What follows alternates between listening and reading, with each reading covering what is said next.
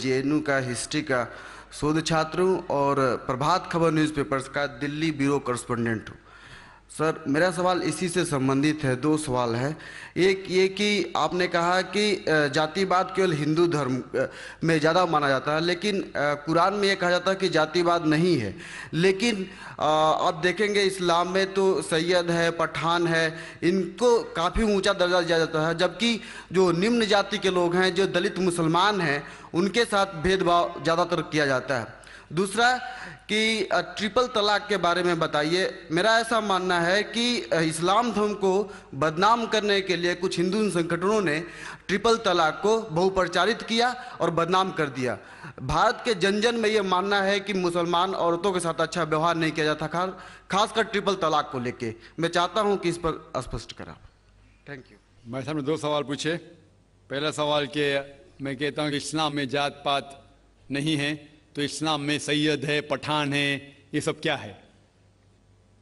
अल्लाह सुब्हानहू व तआला फरमाते हैं सूरह हुजुरात में, सूरह नंबर 49 आयत नंबर 13 में, या अय्युहन्नास इन्ना खलकनाकुम मिन ज़करिन व उन्सा व जअलनाकुम शुऊबन व क़बाइला लिताअरफ़ू इन्न अक्रमकुम इंदल्लाहि अत्क़ाकुम इन्नल्लाह अलीमुन खबीर। ओ इंसानों, हमने आपको एक जोड़ी से पैदा किया, सिंगल पैर, एक जोड़ी से मर्द और औरत की, और आपको कबीले में तकसीम किया ताकि आप एक दूसरों को पहचान सके, ना कि आप एक दूसरे से नफरत करें। आपको कबाइल में तकसीम किया तो क्या आप एक दूसरे को पहचान सके, ना कि आप एक दूसरे से झगड़े या इख्तिलाफ पैदा करें। और सबसे अच्छा इंसान वो है जिसके पास तकवा है। कुरान शरीफ में अल्लाह सुब्हानहू व तआला फरमाते कि इंसान को परखा जाता है ना कि उनकी जायदाद पे, ना दौलत पे, ना रंग के ऊपर कि काला या सफेद, ना अमीर या गरीब, लेकिन तकवे पे। अल्लाह सुब्हानहू व तआला से कितनी मोहब्बत है, कितना खौफ है। और तकवा ये चीज है जो इंसान को ऊपर लेके जाता है दूसरे इंसान से। तो जात पात इस्लाम में बिल्कुल नहीं है। और मोहम्मद सल्लल्लाहु अलैहि वसल्लम ने आखिरी हज्जतुल विदा में कहा कि ना कोई अरब गैर अरब से बेहतर है, ना कोई गैर अरब अरब से बेहतर है, ना ही कोई सफेद इंसान काले से बेहतर है, ना कोई काला इंसान सफेद से बेहतर है। सिर्फ तकवे से इंसान ऊपर हो सकता है। तो जात पात इस्लाम में नहीं है। ये तो सरनेम है, खान, पठान, शेख, सैयद, ये सरनेम है। सरनेम मतलब जैसा होता है ना, सरनेम मिसाल के तौर पर इंडिया में कितने लोग का सरनेम है, देसाई सरनेम है, पटेल है, जोशी है, जो भी है, ये सरनेम है। किधर भी कुरान या हदीस में नहीं लिखा गया है कि खान शेख से ऊपर है। हाँ, शेख जो अरबिक में हम सर कहते हैं, सर, सर मतलब मोहतरम, तो उस तरीके से अरबी में शेख एक लक़ब है जिसे अरबी के अंदर कहा जाता है मोहतरम, या कोई ज़ईफ़ इंसान को या कोई मालदा इंसान को, वो अलग लक़ब है। लेकिन जहाँ तक कि सरनेम में इस्लाम में कई भी जात पात ऊंची नीची बात है ही नहीं, ये बिल्कुल गलत है। लेकिन मैं जानता हूं कि कुछ मुसलमान देहात में इसको मानते हैं कि मैं पठान हूं तो और ऊंचा हूं, मैं शेख हूं तो ऊंचा हूं, सैयद हूं तो ऊंचा हूं। ये उनकी गलत फहमी की वजह से कुछ मुसलमान, बहुत कम हैं, लेकिन मैं जानता हूं ये बिल्कुल इस्लाम नहीं कहता है कि इंसान को जात पात के ऊंच नीच के अंदर बनाया गया है। आपका दूसरा सवाल, तो 3 तलाक का कह रहे थे कि मीडिया काफ़ी 3 तलाक उछाल रही है, और इसका क्या जवाब है? अफसोस की बात है कि माशरे में, मुसलमान के माशरे में 3 किस्म की तलाक है। मुसलमान के माशरे में, सोसाइटी में, एक तलाक बिदत, तलाक तलाक तलाक एक साथ में को हो जाती है। एक तलाक हसन, जो तलाक दो, एक माह रुको हैज़ के लिए, फिर तलाक दो, फिर रुको, फिर तीसरा तलाक दो। और तीसरा तलाक के हसन, जो बिल्कुल सही तरीका है, जो कुरान शरीफ के है, तलाक दो और 3 माह रुको। कुरान की आयत है सूरह बकरा में, सूरह नंबर 2 आयत नंबर 228 में लिखा हुआ है कि जब भी आप तलाक देंगे तो 3 माह या 3 हैज़ की इद्दत है। तो तलाक पूरे मुकम्मल होने के लिए 3 हैज़ या 3 माह, 3 मेंस्ट्रुअल साइकिल और 3 मंथली कोर्सेज मस्ट है, कंपलसरी है। अफसोस की बात है कि ये जो इख्तिलाफ उम्मत में है उसकी एक वजह है ایک صحیح حدیث ہے ابن عباس رضی اللہ عنہ، وہ فرماتے ہیں کہ محمد صلی اللہ علیہ وسلم کے دور میں 3 طلاق ایک ہی مانی جاتی تھی، حضرت ابو بکر کے دور میں 3 طلاق ایک ہی مانی جاتی تھی، حضرت عمر کے پہلے 2 سال کے دور میں 3 طلاق ایک ہی مانی جاتی تھی، لیکن اس کے بعد حضرت عمر رضی اللہ عنہ اس سچویشن کو دیکھ کے وہ کہتے اگر کوئی شخص 3 دے دیا تو 3 ہو جاتی ہے۔ اس حدیث کی وجہ سے جو اختلاف امت میں ہے اور کئی علماء میں اختلاف ہے، لیکن علماء میں اختلاف ہے رہیں گا ایک منچ پہ آئیں گے کہ اللہ عالم، لیکن اگر آپ قرآن کی روشنی میں پڑھتے ہیں، قرآن میں طلاق کا ذکر کیا گیا ہے سورہ بقرہ میں سورہ نمبر 2 آیت نمبر 228 سے لے کے 240 تک، اور سورہ طلاق میں سورہ نمبر 65 آیت نمبر 1 سے 7۔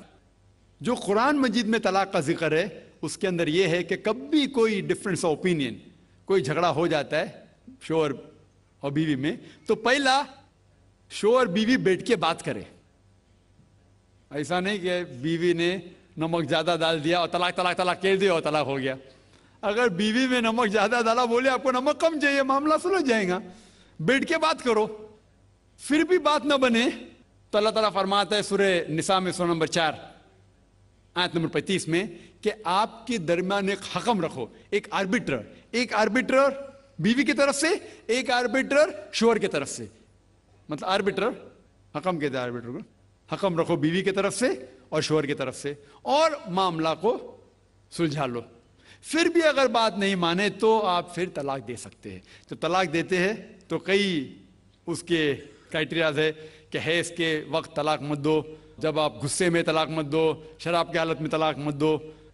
اس کے بعد جب طلاق دیا جاتا ہے تو 3 ماہ رکنا چاہیے۔ طلاق کے احسن ہے جو بالکل صحیح طریقہ ہے، طلاق دو اور 3 ماہ رکو، اور 3 ماہ کے اندر اگر آپ رجوع کرنا چاہتے ہیں اپنی بیوی سے تو رجوع ہو سکتے الحمدللہ۔ اگر 3 ماہ تک آپ سمجھتے نہیں مجھے میرے بیوی سے الگ ہونا ہی چاہیے، تو 3 ماہ کے بعد عدت گزرنے کے بعد آپ دونوں میاں بیوی نہیں رہتے، آپ الگ ہو جاتے۔ لیکن اس کے بعد اکثر مسلمان بھی نہیں جانتے یہ قرآن کی آیت کیا ہے۔ قرآن شریف میں لکھا ہوا ہے سورہ بقرہ میں سورہ نمبر 2 آیت نمبر 232 میں کہ اگر وہ شخص اپنی پرانی بیوی سے پھر سے شادی کرنا چاہتا ہے تو مت روکیے۔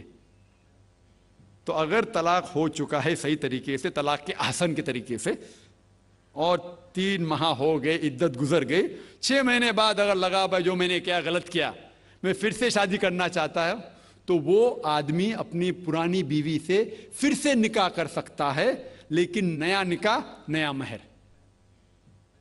نیا نکاح نیا مہر، جو کئی مسلمان نہیں جانتے۔ افسوس کی بات ہے کہ ہم مسلمان قرآن کو ترجمے کے ساتھ پڑھے ہی نہیں، صحیح حدیث کو ترجمے کے ساتھ پڑھے ہی نہیں۔ اگر ہم قرآن شریف کو صحیح طریقے سے پڑھیں گے اور صحیح حدیث پہ عمل کریں گے تو یہ جو غلط فہمیاں ہیں دور ہوئیں گی۔